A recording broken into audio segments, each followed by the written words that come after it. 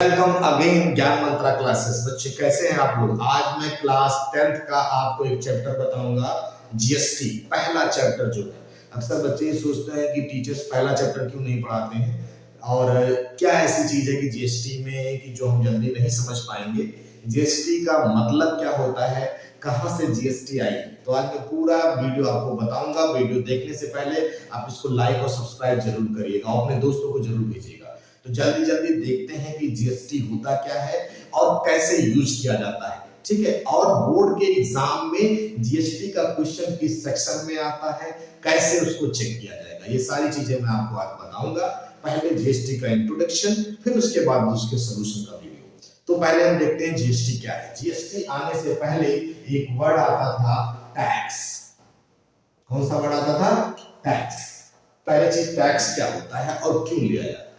Tax क्या है कि अगर गवर्नमेंट को पेमेंट चाहिए, गवर्नमेंट को डेवलपमेंट करना है, सड़कें बनानी है, पानी मुहैया कराना है, आपको बिजली मुहैया करानी है, तो जो डेवलपमेंट होता है गवर्नमेंट का, वो क्या करती है, उसके लिए उसको मनी की जरूरत होती है। और मनी वो कहां से लेगी? वो कस्टमर से या जितने पब्लिक में है सारे लोग उनसे पैसा लेगी।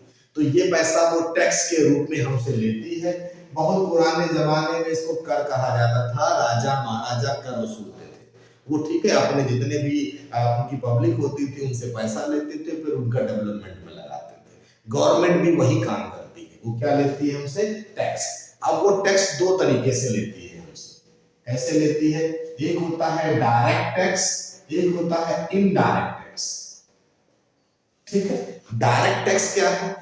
जो हम लोग डायरेक्ट टैक्स पे करते हैं। जैसे आपने सुना होगा, घर में आप लोग पापा लोग आपसे बात करते होंगे कि आज मुझे हाउस टैक्स जमा करना है, बिजली का टैक्स करना है, इनकम का टैक्स जमा करना है, कितना पैसा मैं कमाता हूँ, क्या लिमिट ज्यादा है तो मुझे इनकम टैक्स जमा करना होगा। ये आपको पता है। जो चीजें सारे टैक्स में आपको पता होते हैं कि ये टैक्स के रूप में जमा करनी है, वो कहलाता है डायरेक्ट टैक्स। कुछ होता है इनडायरेक्ट टैक्स। अब इनडायरेक्ट टैक्स क्या है? जैसे कि आप कोल्ड ड्रिंक खरीद रहे हो जाके, या चिप्स खरीद रहे हैं, तो देखिएगा उसका जो मार्क होता है उसके ऊपर लिखा रहेगा प्राइस में, included all the tax. Government क्या करती है? टैक्स उसमें पहले से ऐड कर देती है, फिर आप उसको खरीदते हैं। तो आप जाने अनजाने में सरकार को जो भी सामान खरीदेंगे उसका टैक्स देंगे, वो सेल टैक्स में आ जाता है। तो ये होता है इनडायरेक्ट टैक्स। तो आपको समझ में आया, दो तरीके के टैक्स को बांटा गया। गवर्नमेंट अपने डेवलपमेंट के लिए, जितनी पब्लिक है उसका डेवलपमेंट सर्विसेज को देने के लिए डायरेक्ट टैक्स लगाती है। ये मंत्रियों को पैसा कहां से जाता है? यहीं से जाता है, जो हम लोग देते हैं पैसा, तब वो मंत्री बनते हैं। तो टैक्स फिर उसको दो टाइप में बांटा गया, डायरेक्ट टैक्स और इनडायरेक्ट टैक्स। डायरेक्ट टैक्स प्रत्यक्ष रूप में दिया गया टैक्स, जो हम लोग दिखाई देता है कि हम इनकम टैक्स जमा कर रहे हैं, बिजली पानी जिसका भी टैक्स जमा कर रहे हैं। इनडायरेक्ट टैक्स जिसको पता नहीं, माचिस भी खरीदेंगे तो उसके पीछे जो वैल्यू लिखी होगी उसमें भी इंक्लूडेड ऑल द टैक्स लिखा रहेगा, तो सेल टैक्स में ये चीजें आ जाती है। ठीक है, तो टैक्स आपको समझ में आया। अब उसके बाद जब टैक्स लेना शुरू किया गवर्नमेंट ने, तो कुछ लोग टैक्स की चोरी करना स्टार्ट कर दिए। ठीक है, टैक्स की चोरी करना स्टार्ट कर दिया, टैक्स जमा ही नहीं करेंगे। या क्या किया, जैसे एक शॉपकीपर से पास जाइए और 100 रुपए का सामान खरीदे, मान लिया 10% का टैक्स लग रहा है, तो गवर्नमेंट को 10 रुपए देता था। अभी क्या किया, 100 रुपए का सामान है उसको 200 रुपए में बेच दे रहा है। कितने बेच दे रहा है? 200 रुपए में बेच दे रहा है। अब क्या होगा, 100 रुपए का टैक्स तो गवर्नमेंट को मिलेगा, लेकिन जो एक्स्ट्रा 100 रुपए है उसका टैक्स गवर्नमेंट को नहीं मिलेगा। तो ये टैक्स चोरी से बचने के लिए गवर्नमेंट ने एक रूल लेके आया, उसका नाम था वैट। आपने सुना होगा, बीच में वैट बहुत लोग कह रहे थे। वैट का मतलब होता है वैल्यू एडेड टैक्स। क्या होता है? Value added tax. जब किसी चीज को हम सेल करते हैं, तो मान लिया जाए 100 रुपए का सामान था और फिर उसको हमने प्रिंट कर दिया 200 रुपए में बेच दिया। अब 100 रुपए पर गवर्नमेंट को टैक्स चला गया 10%, 10 रुपए, लेकिन जो 100 रुपए एक्स्ट्रा हो गया इस पर भी गवर्नमेंट टैक्स लेने लगी। उसने कहा जितना वैल्यू एक्स्ट्रा करके आपने बेचा है उस पर भी टैक्स हमको दीजिए। तो इसको बोला वैल्यू एडेड टैक्स, कि जितना प्रॉफिट होगा उस पर भी टैक्स आपको पे करना पड़ेगा। इसके लिए गवर्नमेंट ने बहुत कड़ा रूल बनाया। क्या बनाया कि आप पक्का बिल लीजिए, बिना बिल के माना ही नहीं जाएगा। मान लिया जाए उसने 100 रुपए का बिल बना रखा है तो 100 ही का टैक्स देगा, 200 रुपए का सामान आपको दे रहा है तो आपको पक्का बिल लेना जरूरी था, इसलिए वैट बनाया। फिर गवर्नमेंट चेंज हो गई, अब गवर्नमेंट ने नया रूल लेके आए, वो लेके आए जीएसटी। क्या लेके आ गए? GST, good services tax. क्या बोलते हैं इसको? Good services tax. जितने सामान है, जितना चीजें सेल हो रही है, उस पर टैक्स पे करना, वन टैक्स वन नेशन। उन्होंने फिक्स कर दिया कि आप 1 रुपए का सामान खरीदिए चाहे 100 रुपए का सामान खरीदिए, टैक्स फिक्स होगा उस पर कि आपको 12% टैक्स देना है। आपको कोई फ्रूट का सामान खरीद रहे हैं, खाने की कोई वैल्यू खरीद रहे हैं तो 18% टैक्स देना पड़ेगा।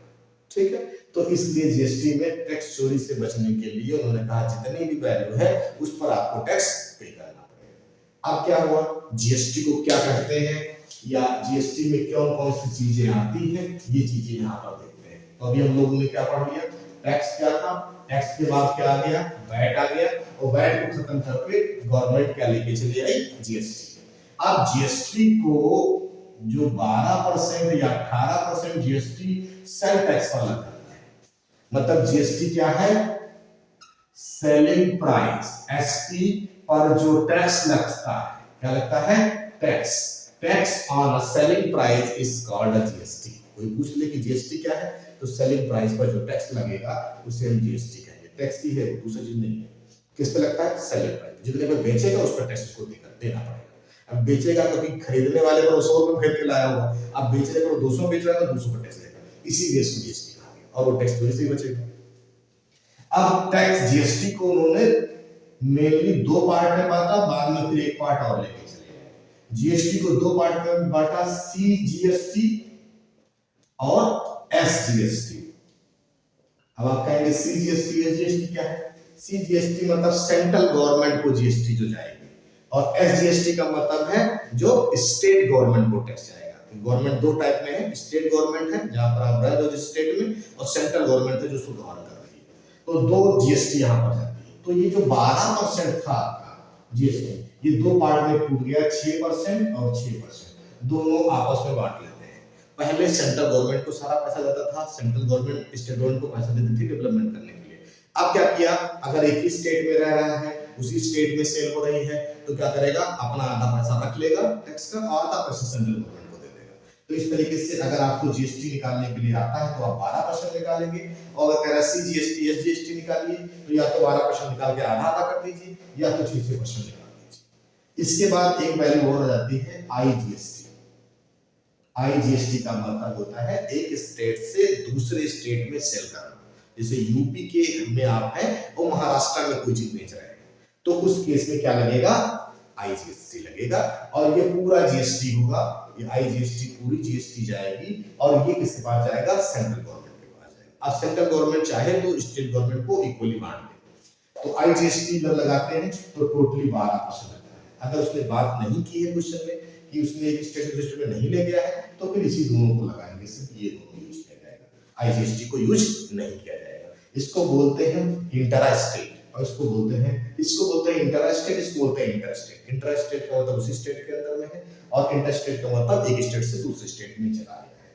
तो आई होप जीएसटी आपको समझ में आया होगा। अलग अलग जीएसटी वैल्यू फिक्स होती है, याद रखना है। कोई भी सामान खरीद रहे हैं तो जीएसटी जो निकलेगा वो सामान में ऐड हो जाएगा, ठीक है।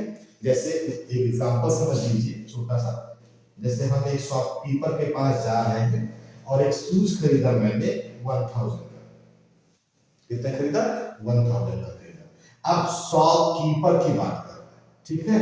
तो शॉपकीपर से हमने कोई चीज खरीदा तो शॉपकीपर उसको सेल करेगा, तो शॉपकीपर की जीएसटी लगेगी। तो शॉपकीपर ने कितने में सेल किया, 1000 में। हमने कहा कि 12% की जीएसटी लग रही है, तो प्राइस बताइए। तो आप क्या करेंगे, उसका टैक्स निकाल लेंगे। तो टैक्स कितना आ गया, 1000 का 12% का टैक्स लगा। परसेंट लगाते हैं तो नीचे 100 आ जाता है, और इसको कैंसिल कर देंगे तो 120 रुपए क्या लगा, जीएसटी आ गया उसका टैक्स।